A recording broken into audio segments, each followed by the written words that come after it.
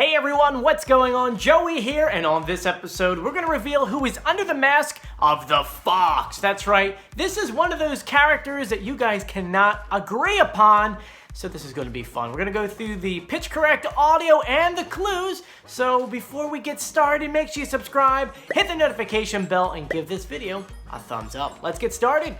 For those who are new to the YouTube channel, hi, how are you? My name is Joey Contino. I'm an executive audio producer whose job it is to go out in the world and find audio for my clients. And when I do, I have to make sure the audio sounds good. Sometimes there's a high frequency I have to take out. Maybe I just gotta pull up the audio altogether. Or in this case, it's pitch correct. That's right, every single week the show gives us these clue videos. And in these clue videos, the celebrities are talking to us. But Fox is smart. They said, we can't let them talk in their real voice because if we do, people are gonna know who it is. So what do?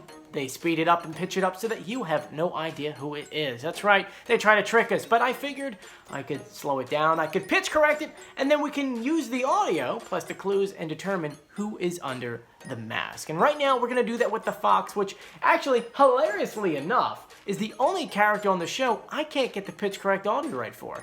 Just like how Seal, aka the leopard, was speaking in a weird accent, because he was not only doing a British accent, but he was actually talking like this, and then they would pitch correct that up. Well, I think that's what this person is doing, because when you pitch correct it, it doesn't sound good. Here, take a listen to Fox's audio. Performing as a character based strictly on my voice, rather than who I am, is a joy that I don't think I've had in over 20 years.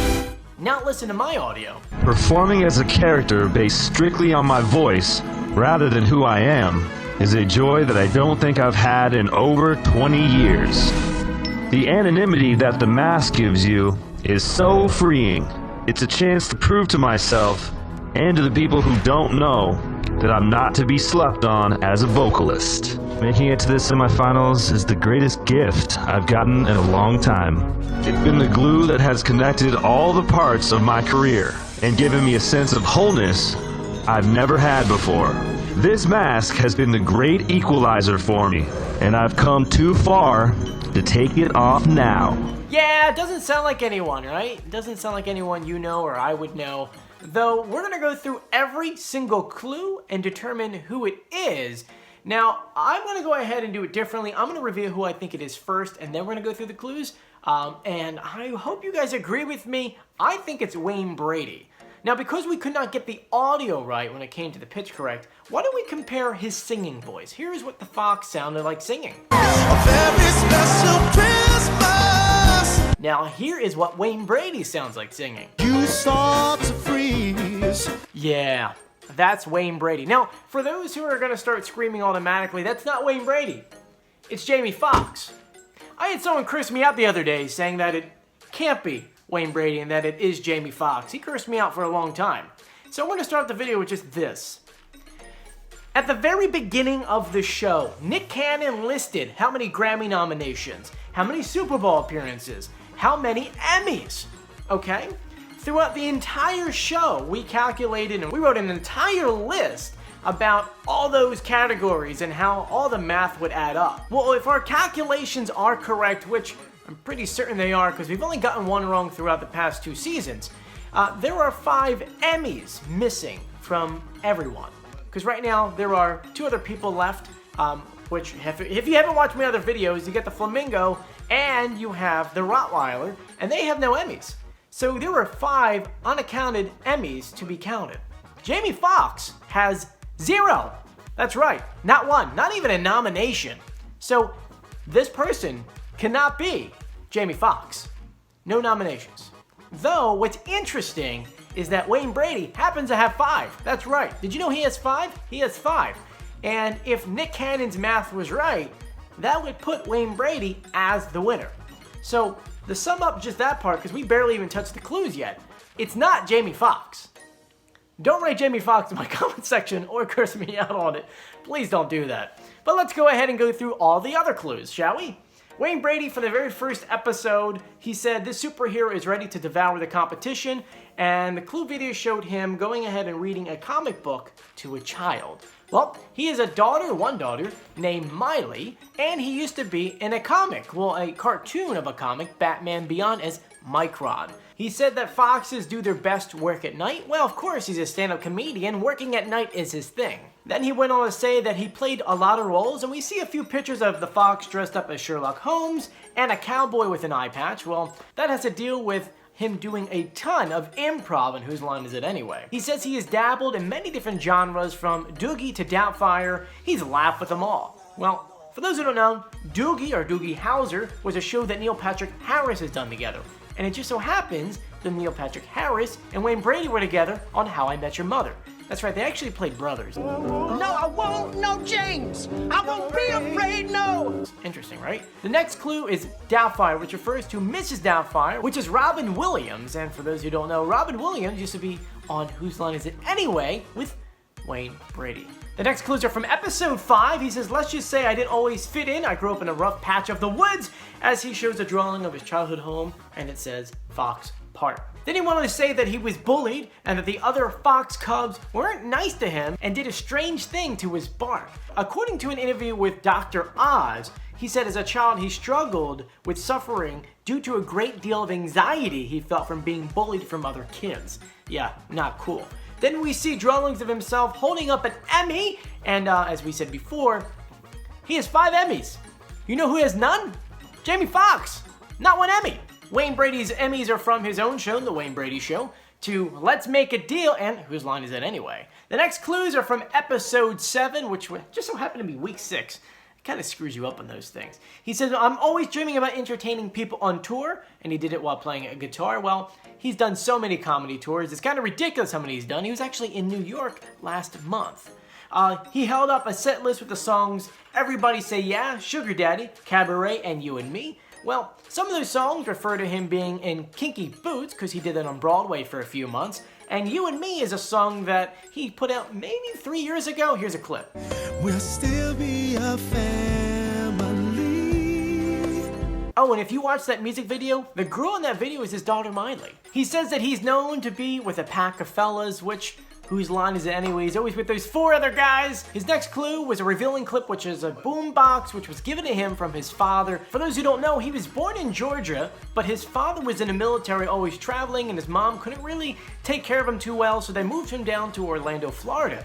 And when his father came to visit, he gifted him a boombox, which is good for us, because that boombox used to be a big part of his life. He would go in the street corner and perform, which kind of made him what he is today. I mean, that's how he learned how to entertain, how to sing, and of course have fun. The next clues are from episode 9. We see him playing a white piano in the middle of a field with a little fox. Little fox is Miley. White piano refers to him pretty much being able to play the piano. There were 4 men in all white suits running around him and dancing. I don't know what that means. I think it's the guys from Whose Line Is It Anyway, because it's 4 white guys there. He was the only African American. Then there was a sign that says yes and ...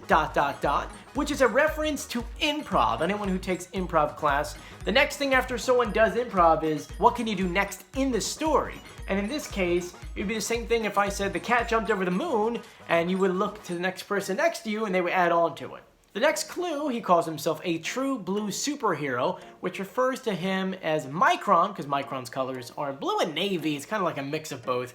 Then he tells the panel that he's happy that he got the chance to work with his friends, even though his friends don't realize it's him. He's actually worked with like majority of these people. Here's a picture of him with Joe McHale.